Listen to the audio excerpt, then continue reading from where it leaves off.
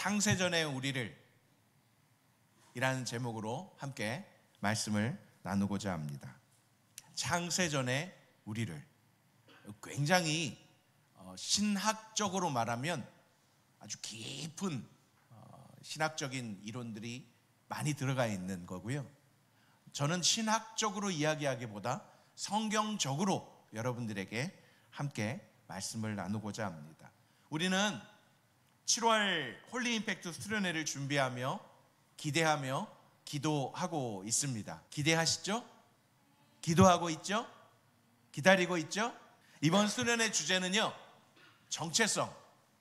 그래서 I am 이라고 그렇게 주제를 정했습니다. 계속해서 6월과 7월 정체성에 관한 말씀을 나누고 있습니다. 포이에마, 남자와 여자로. 오늘은 세 번째 시간, 창세전의 우리를 어떠한 존재로 계획하시고 만드셨는지에 대해서 함께 살펴보고자 합니다. 먼저 우리가 읽지는 않았지만 에베소서 1장 1절 2절을 보겠습니다.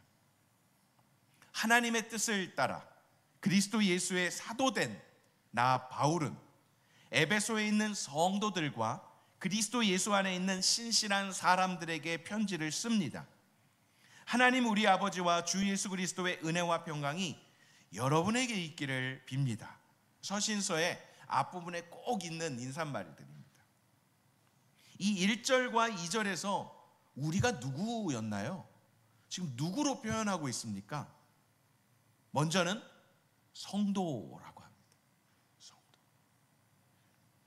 두 번째, 그리스도 안에 있는 자입니다. 그리고 신실한 사람이라고 표현하고 있어요. 한번 생각해 보세요. 여러분 성도입니까? 여러분 그리스도 안에 있습니까? 여러분 신실합니까? 3절부터는 그 모든 것이 어떻게 가능한가를 나타내주는 맥락에 있습니다. 우리는요, 누구죠? 우리는 어떤 사람으로 또 표현하고 있습니까? 3절 안에서 찾아보세요. 우리는 찬양을 드리는 자입니다. 찬양을 받는 자가 아닌 거예요. 우리 찬양팀이 이렇게 찬양을 인도할 때 여러분들이 찬양을 그냥 이렇게 받는 사람이 아닌 거예요. 여러분들도 찬양을 드리는 사람이 되어야 됩니다. 받으시는 분은 하나님이시죠. 또한 우리는 누구입니까? 3절에 보면 신령한 복을 받아서 누리는 자입니다. 찬양을 드리는 자, 신령한 복을 받아서 그것을 누리는 자. 자, 4절을 보겠습니다. 4절에서 우리는 누구죠? 선택을 받은 자입니다. 사랑 가운데 거하는 자입니다. 거룩한 하나님의 백성입니다. 흠이 없도록 보호받는 자입니다. 다시 4절에 우리는 선택을 받은 자입니다. 사랑 가운데 거하는 자입니다. 거룩한 하나님의 백성입니다. 그리고 흠이 없도록 보호받는 자입니다. 5절로 가겠습니다. 우리는 누구입니까? 하나님의 기쁨이 되는 자입니다. 예정함을 받은 자입니다. 하나님의 자녀된 자인데 여기에서는 양자라고 되어 있죠. 6절로 가겠습니다. 우리는 누구입니까? 예수 안에 거하는 자입니다. 우리는 누구입니까? 은혜, 곧 거저받은 자입니다.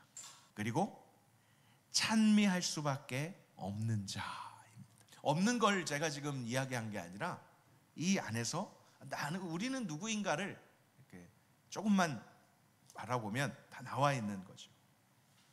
그 이전에 1, 2절에서도 우리는 성도고, 우리는 예수 안에 거하는 자고, 우리는 하나님의 그 은혜를 받아, 복을 받아 누리는 자라는 것을 함께 살펴보았습니다.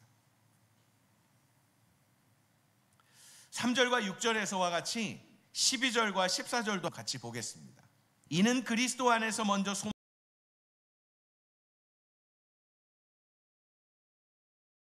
것이다. 3절에서도 그랬고요, 6절에서도 그랬는데 12절에서도 찬미하게 하기 위한 것이라고 말해요. 14절에서요 뭐라고 해요? 이 성령은 우리의 유업의 보증이 되시는데 이는 하나님의 소유된 백성을 구속하기 위함이며 또한 하나님의 영광을 찬미하도록 하기 위한 것입니다. 그러니까 4번 나와요. 찬미하게 하려는 것이다. 찬미라고 하니까 조금 어렵나요? 찬송, 찬양 같은 말이에요. 우리로 하여금 찬미하게 하고 찬양하게 하고 예배하게 하고 찬송하게 하려는 이유가 뭐예요? 우리를 어떻게 만들어서, 우리를 어떤 자로 여겨서 그리스도 안에 거하며 양자 되어서 은혜를 받으며 그리스도의 보호를 받으며 복을 누리는 자로서 이 모든 것을 그렇게 우리에게 정체성을 심어주시고 말씀하시는 이유는 하나님의 은혜의 영광을 찬미하게 하려. 우리는 하나님을 찬미하는 자임에 틀림없습니다. 곧 다른 말로 하면 예배하는 자라는 거예요. 3절과 5절을 같이 한번 읽어보겠습니다. 하나님 곧 우리 주 예수 그리스도의 아버지를 찬양합니다. 하나님은 그리스도 안에서 하늘에 속한 모든 신령한 복으로 우리에게 복을 주신 분입니다. 다시요, 3절을 보세요. 우리가 하나님을 찬양하는데 그 하나님이 어떤 분이신가를 이야기하고 있죠. 우리 주 예수 그리스도의 아버지라고 되어 있어요. 아직은 우리의 아버지라는 표현은 나오진 않았지만 예수 그리스도의 아버지라고 이렇게 표현하고 있어요. 자, 5절로 가겠습니다. 하나님은 그분의 기뻐하시는 뜻을 따라 우리를 예정하셔서 예수 그리스도로 말미암아 하나님의 양자가 되게 하셨습니다. 이 5절을 보면 하나님의 양자, 곧 하나님의 자녀됨을 알 수 있습니다. 누가요? 우리가. 이것은 놀랍게도 창세전에 그리스도 예수 안에서 우리를 선택하셔서 양자 삼으신, 하나님의 뜻을 따라 양자 삼으신, 하나님의 예정하셔서 양자 삼아 주신 거예요. 그냥 잘 살고 있는 거 보고 멋있어 보이고 그럴듯해 보이고 조금 노력하는 것 같으니까, 좀 열심을 하는 것 같으니까, 보기 좋으니까 기분 내키는 대로 아니라는 거예요.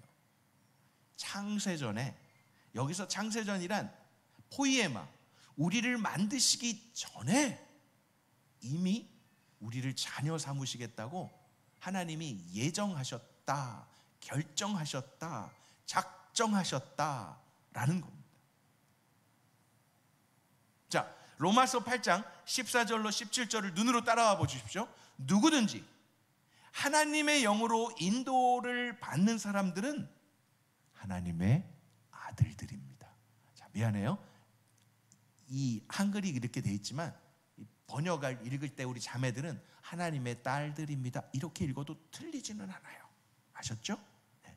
여러분은 다시 두려움에 이르게 하는 종의 영을 받지 않고 양자의 영을 받았습니다.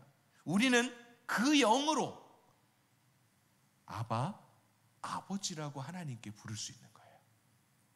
성령은 친히 우리의 영과 더불어 우리가 하나님의 자녀임을 증거합니다. 그러니까 성령님이 우리가 하나님의 자녀라는 것을 증거해 주시는 분이세요.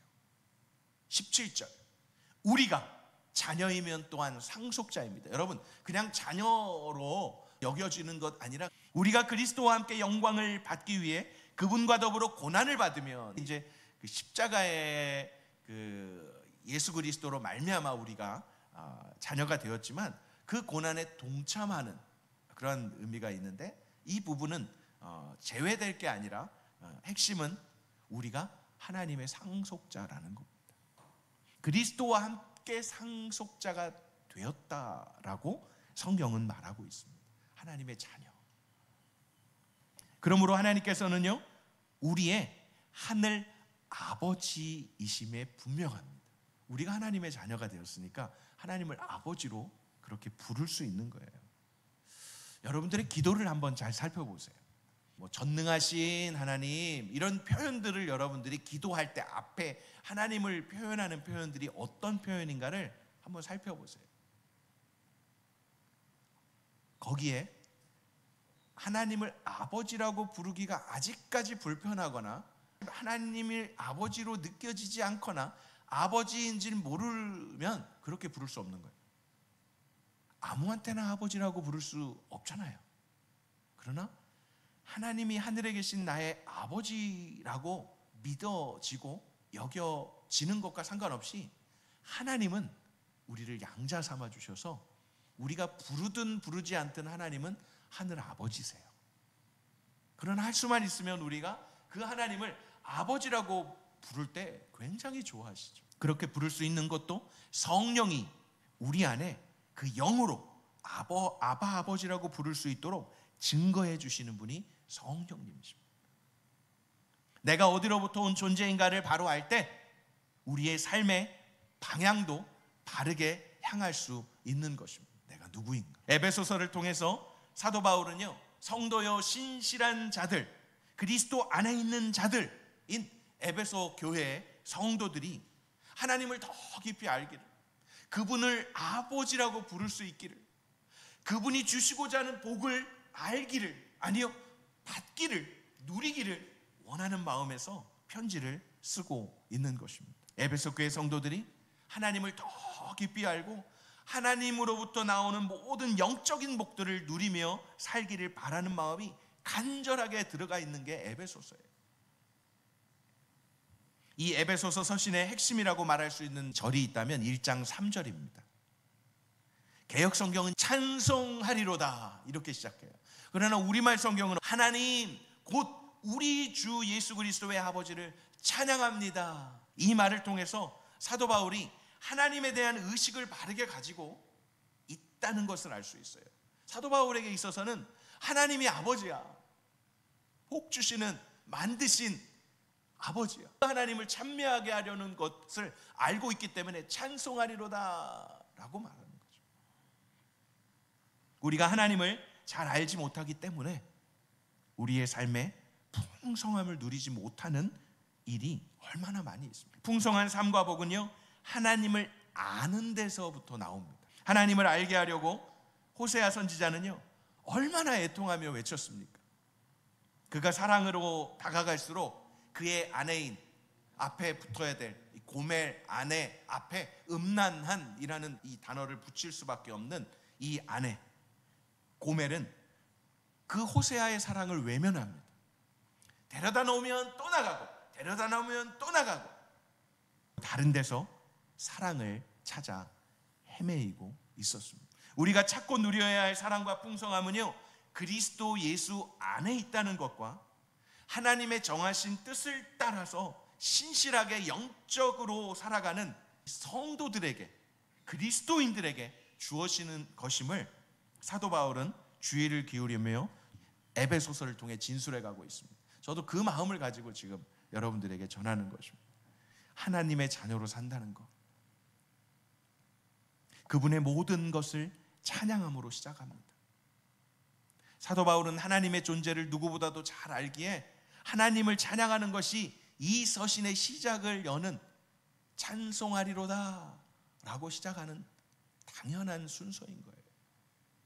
하나님에 대해 알면 알수록 성도의 입에서는요, 찬양이 넘치게 되어 있습니다. 찬양은 하나님께서 우리에게 주신 자유권이 아닙니다. 찬양하고 싶거든 찬양하고, 찬양하고 싶지 않거든 찬양하지 마가 아니라 자유권이 없어요. 찬양은 선택사항이 아니라 필수인 것입니다. 전부인 것입니다.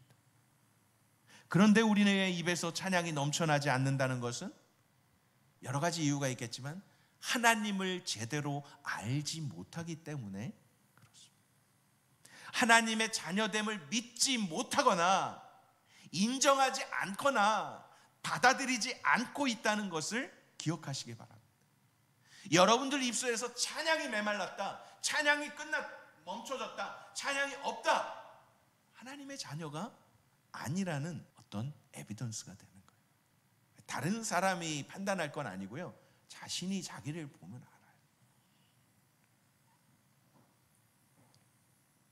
예배와 찬양의 기쁨을 회복한다는 것은 하나님의 자녀로 떳떳하게 살아가는 것을 말합니다. 자신의 부모를 자랑하는 일이 두렵습니까?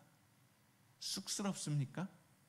창피합니까? 만약에 나의 부모를 자랑하는 일이, 나의 부모에 대해서 말하는 것, 그것 자체가 두렵거나 쑥스럽거나 창피하다면 어디엔가 문제가 있다는 것이죠. 우리는 하나님을 찬양하는 사람입니다. 하나님께서는 우리의 삶을 통해서 찬양 받으시기 원합니다. 교회가 찬양의 소리가 막 울려 퍼질 때 비로소 교회의 교회다움을 나타내는 거예요. 찬양은요, 내 감정을 고조시키거나 분위기를 만드는 그런 옵션이 아닙니다. 말씀을 잘 듣기 위한 준비도 아닙니다. 준비 찬양이라는 말은 이제는 할 수만 있으면 사용 안 했으면 좋겠어요. 연습은 뭐 연습이라고 말하지만 그 연습조차도 하나님을 찬양하는 거예요. 찬양에 무슨 준비가 필요합니까? 성도들이 다 모일 때까지 시간을 벌려고 기다리면서 하는 게 찬양이 아닙니다. 시간의 공백을 메꾸는 것이 찬양이 아닙니다. 찬양은 하나님을 인정하는 기본입니다. 하나님을 체험한 백성들은요, 하나님을 찬양하는 일에 온 힘을 기울였던 것을 알 수 있습니다. 사도 바울도 그의 모든 서신의 시작과 마지막을요, 하나님을 찬양하는 일로 계속 일관합니다. 하나님을 찬양하는 것이 우리에게 복입니다. 우리를 자녀로 선택하시고 예정하셔서 자녀 삼으신 하나님께서 예수 그리스도 안에서 우리를 예배자로, 거룩한 자녀로 살기를 원하시는 거예요. 여러분의 입술에서 삶의 순간순간 찬양이 흘러나온다는 것은요, 하나님을 그만큼 체험하고 있다는 것입니다. 하나님께서 주시는 복과 평안을 누리는 자들에게서 나오는 자연스러운 현상이 찬양이에요. 오늘 모인 우리들에게서도 찬양의 소리가 넉넉히 울려 나오기를 소원합니다. 그것이 하나님의 교회가 복을 받았다는 증거인 것입니다. 그러니까 찬양을 열심히 하고 멋있게 하고 웅장하게 하면 복을 주신다? 아니요. 복을 주셨기 때문에 우리의 할 수 있는 최선의 것들로, 악기가 없으면 어쩔 수 없죠. 그런데 있는 악기가 놀고 있어서는 안 되는 이유가 거기에 있는 거예요. 악기가 있는데 그것을 찬양을 드릴 연주자가 없다? 연주할 줄 모르니까 없을 수 있잖아요. 그러나 배워서라도 하나님을 내가 찬양하겠다. 나는 악기도 연주할 줄 몰라. 나는 목소리도 좀 이렇게 높이도 안 올라가고 좀 그래. 그러면 어떻게 해야 돼? 박수를 친다든가 손을 든다든가 어떤 방식으로든 찬양하는 거예요. 여러분들이 찬양 안 한다고 하나님이 아쉬워하지는 않으세요. 죄송합니다. 저나 여러분들이 찬양을 안 한다고 하나님이 삐지시는 분은 아니십니다.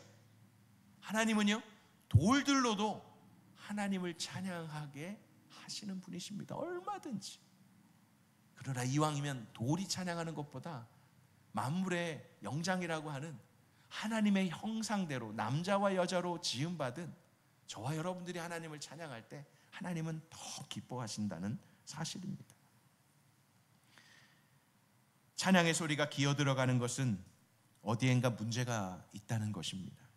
창세전에 우리를 택하여 주신 하나님을 어찌 찬양하지 않겠습니까?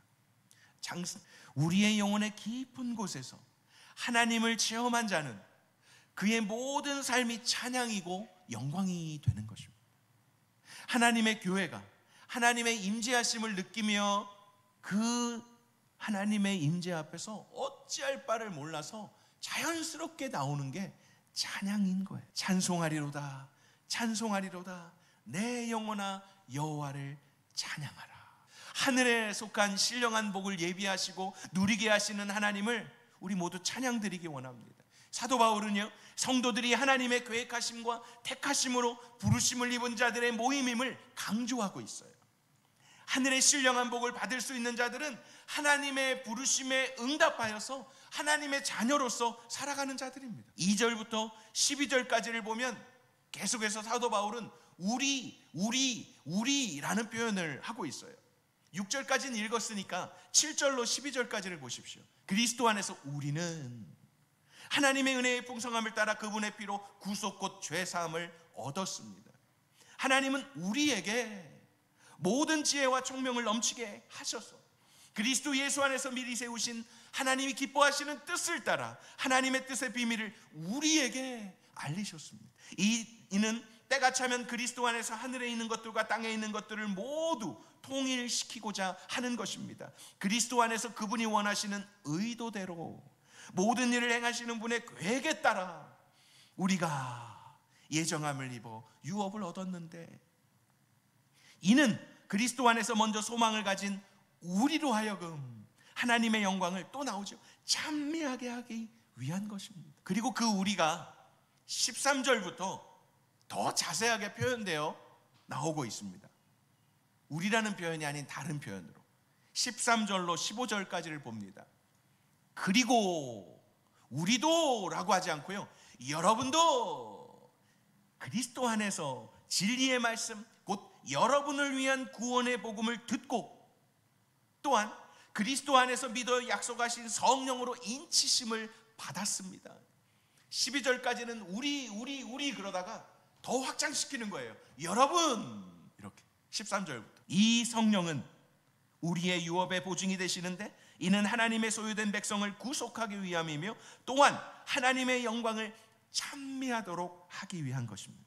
그러므로 주 예수 안에 있는 여러분의 믿음과 모든 성도들을 향한 사랑의 소식을 나도 듣고 20절로 넘어갑니다. 하나님께서는 그리스도 안에서 그 권능을 행하셔서 그리스도를 죽은 사람들 가운데 살리셨고 하늘에 있는 그분 오른편에 앉히셔서 모든 권력과 권세와 권능과 주권과 이 세대뿐 아니라 오는 세대에서, 성경이 기록된 이 세대뿐 아니라 오는 세대, 그러면 우리 세대까지, 아니요, 우리 세대 다음에 오는 세대까지 일컫는 모든 이름들보다 뛰어나게 하셨습니다.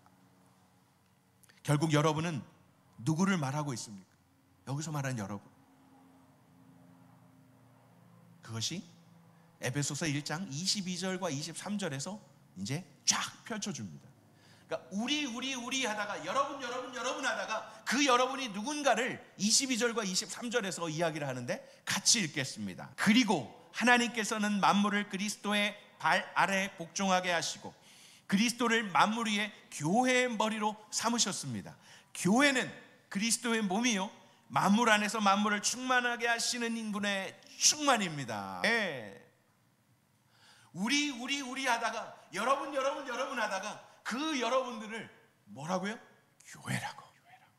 그 교회의 머리가 예수 그리스도시고 그 머리를 중심으로 연결된 마디마디가 지체들이 바로 저와 여러분들이, 우리 각자를 부르신 하나님께서요 다시 부르심에 합당한 자들로 모아주십니다. 한 몸을 이루게 하신 것입니다. 그것이 바로 교회입니다. 교회는 그리스도의 몸입니다.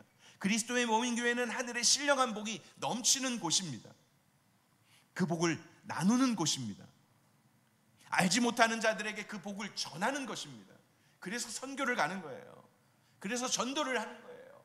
그래서 알지 못하고 믿지 않는 자들을 교회로 또 데려오는 거예요. 왜요?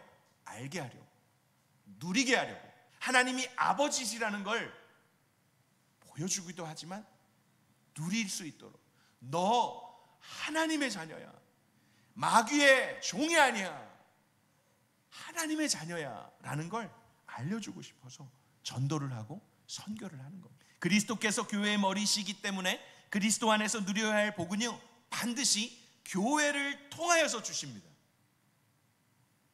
우리를 거룩하고 흠없는 백성으로 만드시는 장소가 하나님의 교회인 것입니다.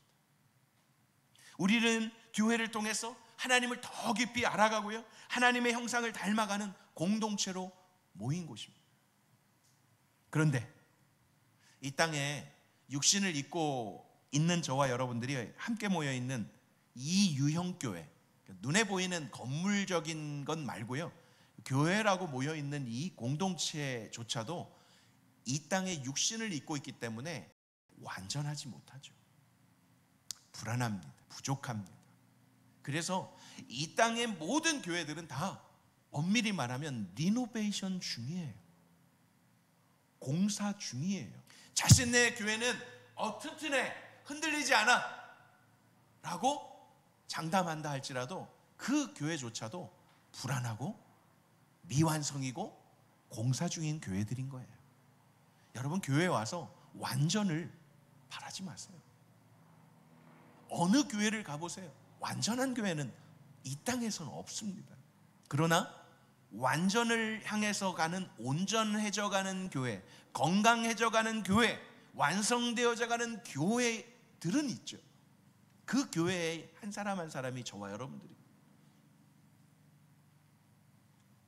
지나가는 길에 공사를 하는 곳에 언제나 적혀있는 글귀가 무엇라고 적혀있던가요? 공사 중이라고 쓰여있고 그 밑에 보면 통행에 불편을 드려 죄송합니다 라는 말이 있어요. 공사 중이니까 불편해요. 성도 간에 불편을 주는 일들이 많이 일어납니다. 모두가 공사 중이기 때문에 하나님의 거룩한 자녀로 성장해가는 과정에 있기에 흠도 많고요, 실수도 많고요, 부족함도 많아요. 그래서 서로에게 상처도 주고 상처도 받습니다. 어느 한 사람이 상처를 주는 것이 아니라 서로 주고받게 되어 있어요. 우리 모두가 피차에 서로에게 상처가 되고 실망을 줄 수 있다는 거예요. 그러므로 필요한 것이 무엇입니까? 상처를 줄 수밖에 없다고 나는 상처 줄 거야 라고 할 수 없잖아요. 나도 모르게 주고 나도 모르게 받는데 그럼 어떻게 해야 돼요? 4절을 함께 읽어보겠습니다. 함께요.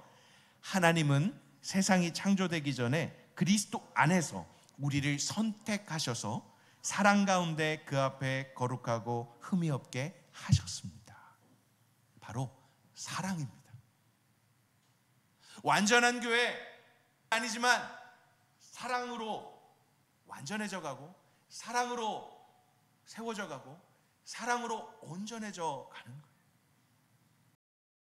교회는 서로 부르심을 인정하고요, 사랑 안에서 하나님을 찬양하며 거룩한 백성으로 흠이 없는 하나님의 자녀로 살아가도록 협력하는 곳이 교회입니다. 우리들이 이렇게 함께 교회를 이루고 모일 수 있는 것이 하나님께서 베풀어 주신 복이에요. 나는 택하신 것 같은데 저 사람은 택한 것 같지 않은 것 같아 라고 하는 사람이 있습니까? 하나님께서 왜 저 사람을 택하셨어? 하고 의문이 나는 사람이 있나요? 정말 하나님께서 나를 택하신 것일까? 의심이 드는 사람이 있나요? 그런 사람이 어느 곳이나 있습니다. 그러므로 사도 바울은 그런 자들이 있음을 알고 이렇게 간구합니다. 그래서 1장 에베소 16절로 19절까지 이제 기도하는 거예요. 또 성도들뿐만 아니라 우리를 위해서도 16절로 19절을 기도하는 마음으로 함께 들으시기 바랍니다. 내가 기도할 때마다 여러분을 생각하며 여러분으로 인해 감사하기를 그치지 않습니다.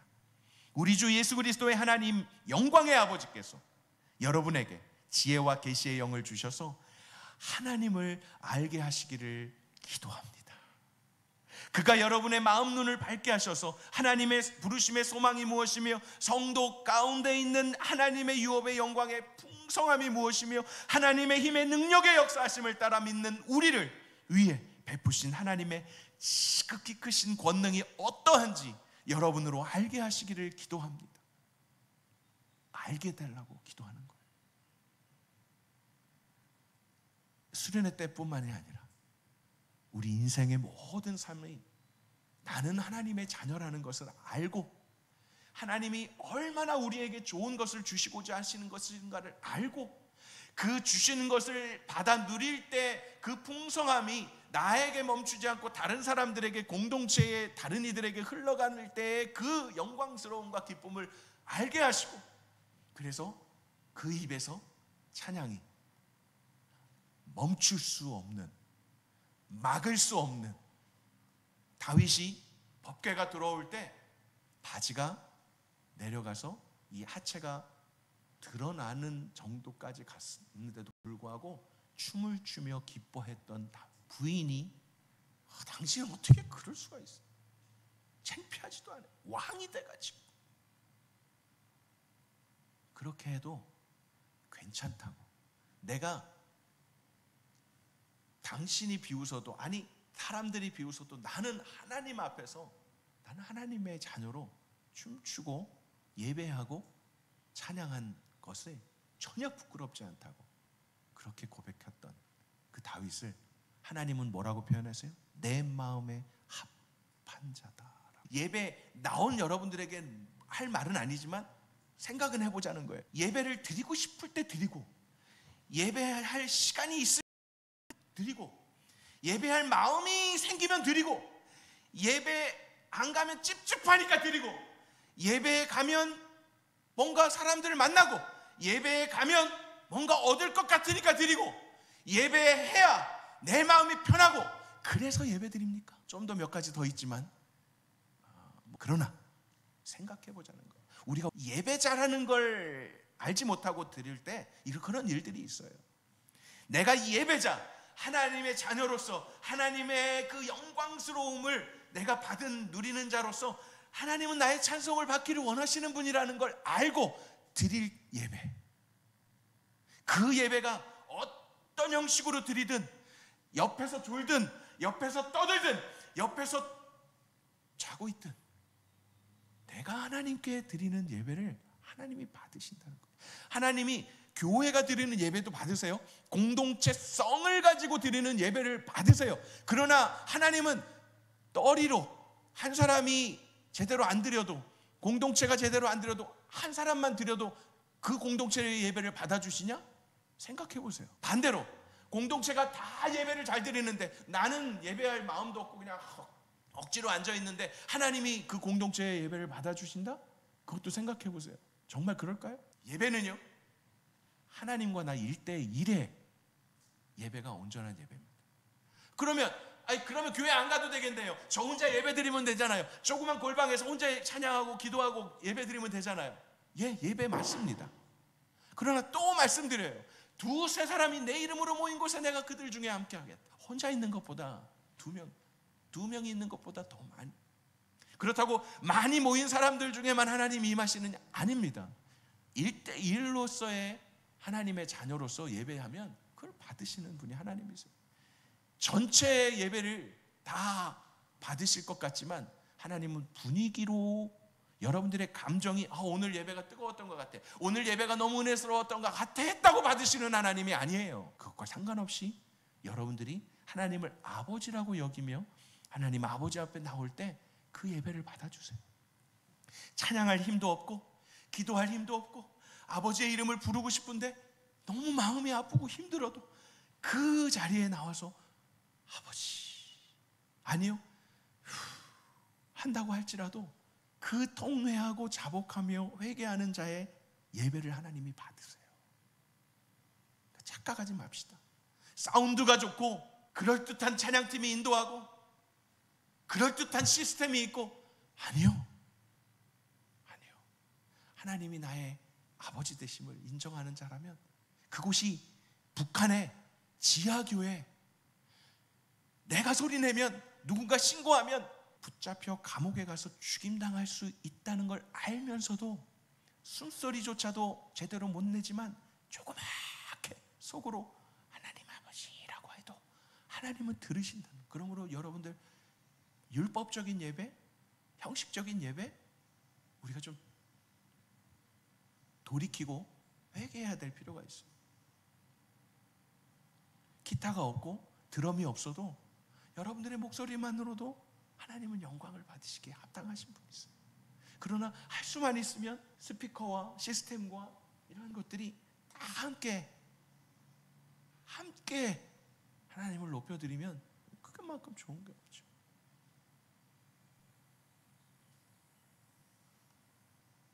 오늘 이 약속의 말씀을 들은 여러분은 한 사람도 의심하거나 의문을 갖거나 염려하지 않기 바랍니다. 그리고 믿으십시오.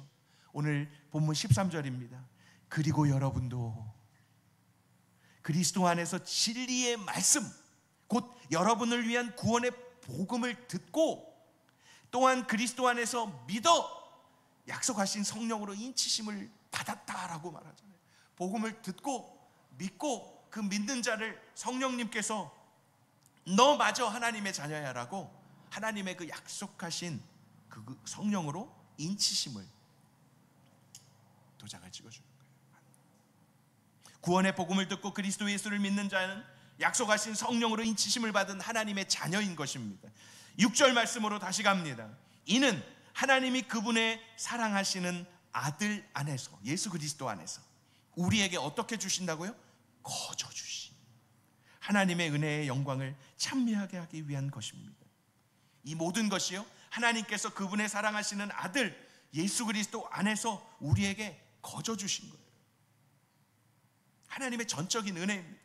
우리는 거저 받은 것이지만 그 대가를 치루어 주신 분이 계시는데 그 대가가 바로 7절에 나오는 그리스도 예수의 피로 말미암은 것입니다. 우리의 그 속함은 예수 그리스도의 피를 통해서입니다. 죄사함은 그리스도의 십자가의 피로 말미암은 것입니다. 그 피가 여러분의 마음속에 있습니까? 예수 그리스도 안에서 부르심을 입은 우리는 주님의 피로 값주고 사신 교회를 중심으로 하나님의 영광을 찬양하며 저와 여러분을 부르신 부르심에 합당한 삶으로 살아 서로 사랑 안에서 그리스도의 몸을 건강하게 이루어 나가면서 베풀어 주신 복을 누리며 사는 그러한 저와 여러분 되시기를 주님의 이름으로 축원합니다.